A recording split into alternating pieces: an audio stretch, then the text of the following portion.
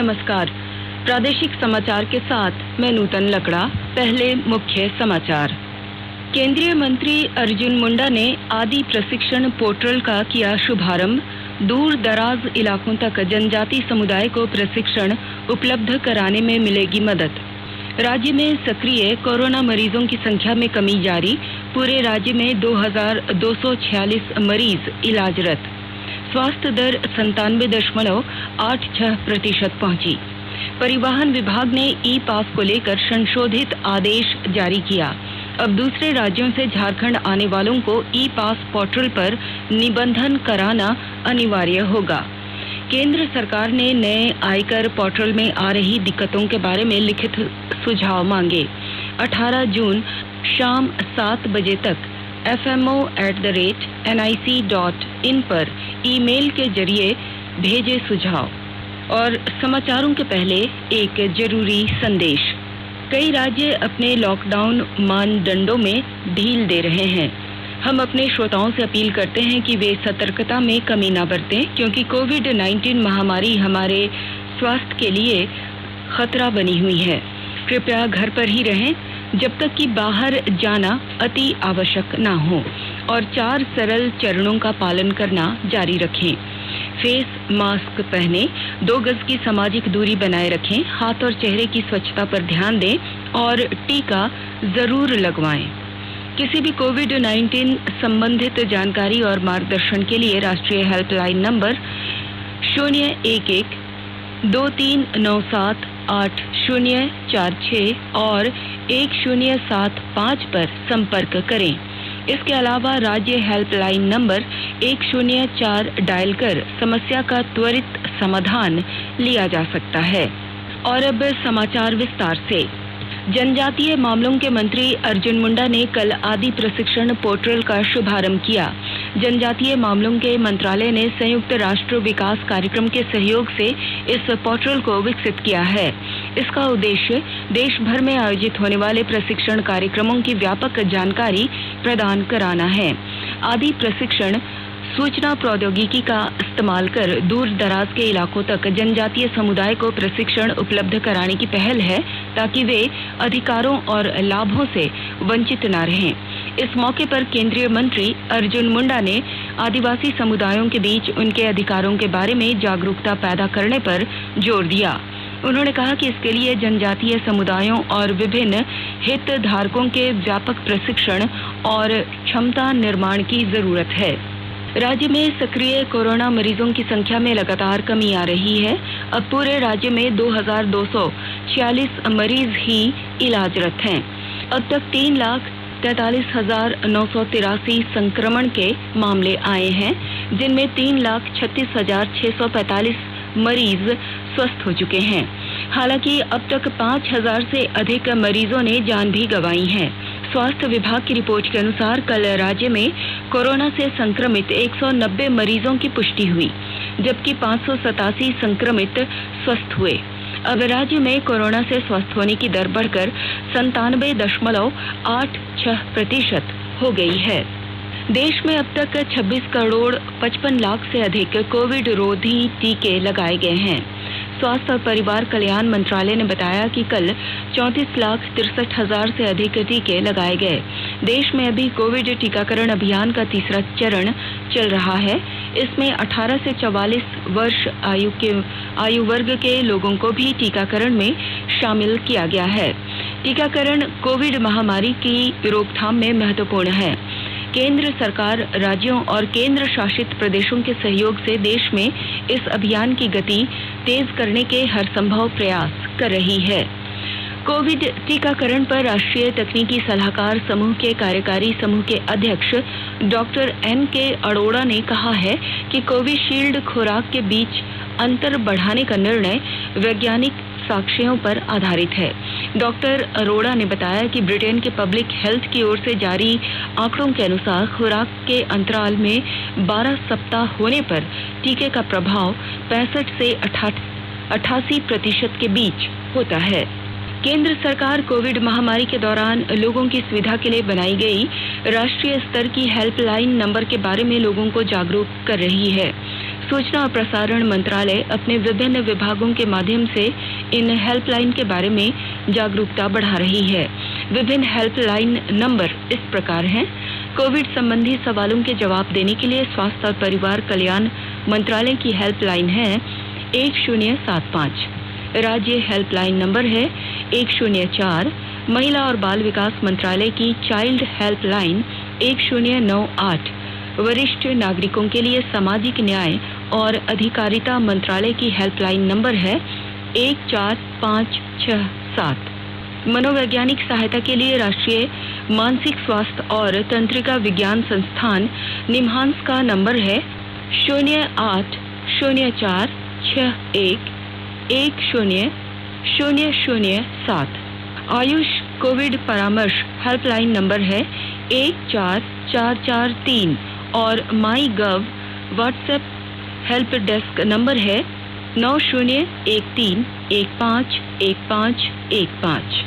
आकाशवाणी के ताजा तरीन समाचारों के लिए आप हमारे वेबसाइट newsonair.com पर लॉग ऑन कर सकते हैं।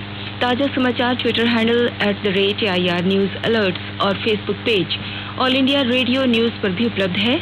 आप प्रादेशिक समाचार एकांश के ट्विटर हैंडल @AIR न्यूज_रांची और फेसबुक पेज तथा YouTube channel AIR news Ranchi पर भी हमारे बुलेटिन सुन सकते हैं। प्रादेशिक समाचार आप आकाशवाणी रांची से सुन रहे हैं और अब पेश है कोरोना से बचाव के कुछ संदेश। चलो मिलकर एक शुरुआत करें, चलो एक फैसला आज करें, मास्क नहीं तो टोकेंगे, कोरोना को रोकेंगे, चलो एक वादा करते हैं, चलो एक वादा करते हैं, मास्क नहीं तो टोकेंगे, कोरोना को रोकेंगे। भारत सरकार द्वारा जनहित में जारी। कोविड-19 से बचाव और सुरक्षित रहने के 3 उपाय। मास्क लगाएं, 2 गज दूरी है जरूरी, सुरक्षित दूरी रखें, हाथ और मुंह साफ रखें। राज्य में स्वास्थ्य सुरक्षा सप्ताह के तहत अनलॉक 3 में दी गई छूट आज से लागू हो गई है। अनलॉक 3 में अब सभी जिलों में सभी प्रकार की दुकानें अपराह्न 4 बजे तक खुलेंगी। शॉपिंग मॉल, डिपार्टमेंटल स्टोर को भी खोलने की अनुमति मिली है। वहीं शाम 4 बजे तक सरकारी और निजी कार्यालयों में 50% उपस्थिति के साथ काम होगा। वहीं वीकेंड लॉकडाउन में शनिवार शाम 4 बजे से सोमवार सुबह 6 बजे तक दूध, मेडिकल, पेट्रोल पंप और LPG वितरण संबंधी स्टोरों को छोड़कर बाकी सभी दुकानें बंद रहेंगी। इधर परिवहन विभाग ने ई पास से आवागमन को लेकर संशोधित आदेश जारी किया है। परिवहन आयुक्त किरण कुमारी पासी ने कहा है कि दूसरे राज्यों से झारखंड में आने वाले सभी यात्रियों को अब ई पास पोर्टल में निबंधन कराना अनिवार्य होगा और 7 दिनों तक होम क्वारंटाइन में रहना होगा। विभाग ने सभी जिलों के उपायुक्तों, पुलिस अधीक्षकों, DTO को दिशा निर्देशों का सख्ती से पालन करने का निर्देश दिया है। वहीं अंतरराज्यीय तथा एक जिला से दूसरे जिले में जाने वाली बस सेवा भी 24 जून तक बंद रहेगी। अंतरराज्यीय तथा एक से दूसरे जिले में निजी वाहनों से आवागमन पर ई पास अनिवार्य होगा। रेल, हवाई जहाज के सफर में यात्रियों को टिकट रखना होगा। केंद्र सरकार ने नए आयकर पोर्टल में आ रही दिक्कतों के बारे में लिखित सुझाव आमंत्रित किए हैं। सुझाव 18 जून शाम 7 बजे तक fmo@nic.in पर ईमेल किए जा सकते हैं। वित्त मंत्रालय के वरिष्ठ अधिकारी ने पोर्टल में आ रही समस्याओं पर 22 जून को इन्फोसिस के साथ विचार विमर्श करेंगे। भारतीय चार्टर्ड अकाउंटेंट संस्थान के सदस्य, ऑडिटर्स, सलाहकार और करदाता इस बैठक में हिस्सा लेंगे। इन्फोसिस की टीम समस्याओं के बारे में स्पष्टीकरण देगी। सिमडेगा जिले में कोरोना रोधी टीका को लेकर जागरूक हो रहे सरकार की ओर से किए जा रहे प्रचार प्रसार से उनकी भ्रांतियां दूर हो रही हैं। विस्तृत जानकारी दे रहे हैं हमारे सिमडेगा संवाददाता।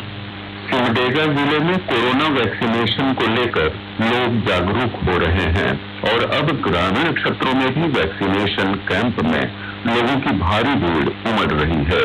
जिले में अब तक 1,13,012 लोगों का कोरोना टीकाकरण किया जा चुका है, जिनमें से 1,08,53 लोगों ने वैक्सीन का पहला और 12,159 लोगों ने दूसरा डोज लिया है। इधर जिले में अब तक कोरोना के 6,956 मामले दर्ज किए गए हैं, जिनमें से 6,753 लोग स्वस्थ हो चुके हैं। मनोज कुमार सिन्हा, मनु, आकाशवाणी समाचार, सिमडेगा। केंद्र सरकार ने तीसरी लहर को लेकर जारी दिशा निर्देशों में कहा है कि कोरोना के वयस्क रोगियों के उपचार में काम आने वाली अधिकांश दवाइयां बच्चों के उपचार के लिए अनुशंसित नहीं है। केंद्रीय स्वास्थ्य मंत्रालय ने कहा है कि ऐसा इसलिए है क्योंकि कोरोना पीड़ित बच्चों पर इनका परीक्षण नहीं किया गया है। मंत्रालय ने कहा है कि कोरोना वायरस से गंभीर रूप से संक्रमित बच्चों के लिए कोरोना के इलाज की मौजूदा क्षमता में वृद्धि की जानी चाहिए। बच्चों के लिए कोरोना रोधी टीके को स्वीकृति मिलने की स्थिति में टीकाकरण में ऐसे बच्चों को प्राथमिकता दी जानी चाहिए जो अन्य रोगों से पीड़ित हैं और जिन्हें कोरोना का गंभीर जोखिम है। सामाजिक न्याय और अधिकारिता राज्य मंत्री रतनलाल कटारिया ने कहा है कि सरकार ने वृद्धजनों और दिव्यांग जनों के लिए उनके घर के निकट टीकाकरण केंद्र बनाने की अनुमति दे दी है। श्री कटारिया ने कल वृद्धाजनों के साथ दुर्व्यवहार के प्रति विश्व जागरूकता दिवस के अवसर पर बुजुर्गों की सहायता के लिए केंद्र सरकार के विभिन्न उपायों की जानकारी दी। उन्होंने कहा कि सरकार ने जल्द से जल्द टीकाकरण के जरिए बुजुर्गों को सुरक्षा उपलब्ध कराने के लिए कदम उठाए हैं। ज्यादातर बुजुर्गों को पहला टीका लगा दिया गया है और उन्हें महामारी से सुरक्षित बना दिया गया है। जामताड़ा जिला प्रशासन के द्वारा विकसित की गई कम्युनिटी लाइब्रेरी वेबसाइट को कल उपायुक्त फैज अहमद मुमताज ने लॉन्च किया। उपायुक्त ने कहा कि इस डिजिटल प्लेटफॉर्म पर सभी अद्यतन जानकारियां उपलब्ध कराई जाएंगी और जानकारी दे रहे हैं हमारे जामताड़ा संवाददाता।